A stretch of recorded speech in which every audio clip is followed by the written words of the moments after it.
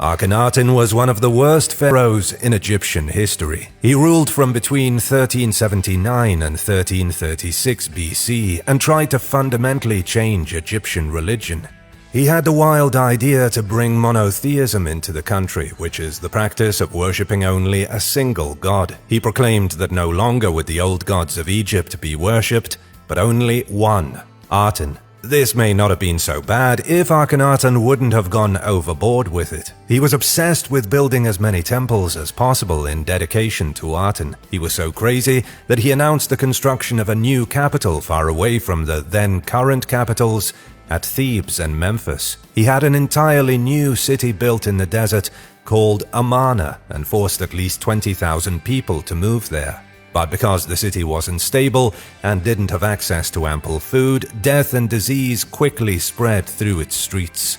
2,000 years of tradition was flushed down the toilet by the pharaoh's new religion, and the people were angry. Pope Alexander VI is often considered the worst pope in history. The only reason he got the position in the first place was because he bribed enough cardinals that they let him in.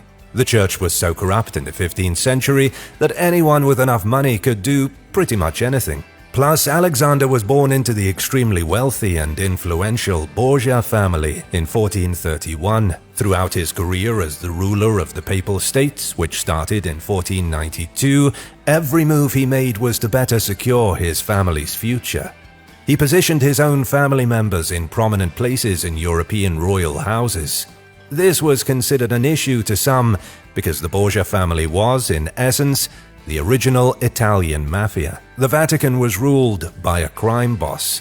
When we look at what Pope Alexander VI did during his reign, we can clearly see he didn't care much about the word of God. He was conniving, political, and promiscuous. History tells us he fathered at least 9 children and frequently hosted parties that even people today would be shocked to see.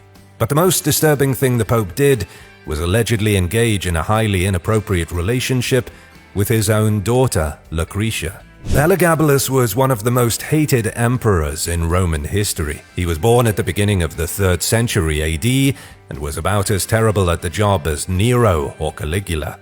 In his youth, Elagabalus served as the high priest of the sun god Elagabal in Syria. His family had been high priests for centuries. His mother happened to be in a good position with the Severan dynasty. Following the death of Emperor Macrinus, Elagabalus was positioned to take the throne. But he had been a high priest for far too long in a foreign land. He paraded around in his traditional garb, and he continued practicing his priestly duties. That included worshipping a god his subjects had never heard of. There are some accounts that say he practiced human sacrifice, which the Romans found disgusting. Maximilien Robespierre was born on May 6, 1758. He would grow up to be the leader of the French Revolution, and while he was invested in creating a new nation that relied on the virtues of liberty and equality for all, he went about it in a questionable way. He was the one behind what's called the Reign of Terror. His ideals may have been admirable, but he went through extreme actions that resulted in bloodshed and horror, the likes of which hadn't been seen in France in a very long time. He determined that the only way for the revolution to continue, and for himself to remain in power, was to put to death every single opposing political group. The legend of Bloody Mary goes back to Queen Mary I. She was the first woman to rule England by herself, and who didn't inherit the throne. She seized it with powerful ambition in 1553.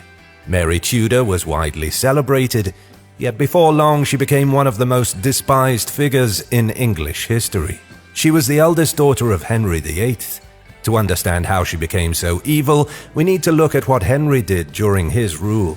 He cut ties with the Roman Catholic Church and created the Church of England. But after his death, when Mary took over, she switched the country back to being Roman Catholic. But this didn't sit well with the people of England, who had already gotten used to their new church. Mary didn't care, and she started sentencing people to death. In the Hebrew Bible, known more commonly as the Old Testament, one of the greatest villains is Babylonian king Nebuchadnezzar II. The Old Testament claims Nebuchadnezzar laid siege to Jerusalem, looted all the gold and treasure he could get his hands on, abducted the Judean king, then stole all the artisans and skilled workers, and took them back to Babylon. 10 years later, after he had already decimated the Judeans, he returned to Jerusalem and burned Solomon's temple to the ground. Pedro the Cruel was the son of Alfonso XI, King of Castile. When Pedro was just a boy, Alfonso abandoned his mother, Maria of Portugal. Pedro and his mom were shipped far away from the royal court, and the king went on to have 10 children with his mistress. It wasn't until the year 1350, when Pedro was 16, that he was finally brought to court. His father died from the Black Plague, and even though he had nearly a dozen illegitimate children, Pedro was still the heir to the throne. One of Pedro's first actions was to kill the mistress. His father's mistress was butchered, along with anyone who supported his half-brothers. Aurangzeb was the last effective emperor of the Mughal Empire. He ruled India from between 1658 and 1707. His reign started after he imprisoned his father and murdered his brother. Those are pretty evil things to do. But in all fairness, they weren't all that uncommon when an ambitious young man had a father and brother between him and the throne. Aurangzeb came from a long line of beloved rulers. His great-grandfather Akbar was celebrated by all his people. His grandfather Jahangir was famous for his love of art and admiration of architecture, and the father whom he killed, Shah Jahan, was the genius and romantic who was behind the construction of the Taj Mahal. Aurangzeb was a disappointment to them all, and the worst in his family line. He quickly grew to be a ruthless tyrant who wished to expand his empire by any means necessary. He imposed Sharia law, which was extremely unpopular. Then he taxed people of the Hindu faith, and if they didn't pay their taxes, they could be beaten or killed.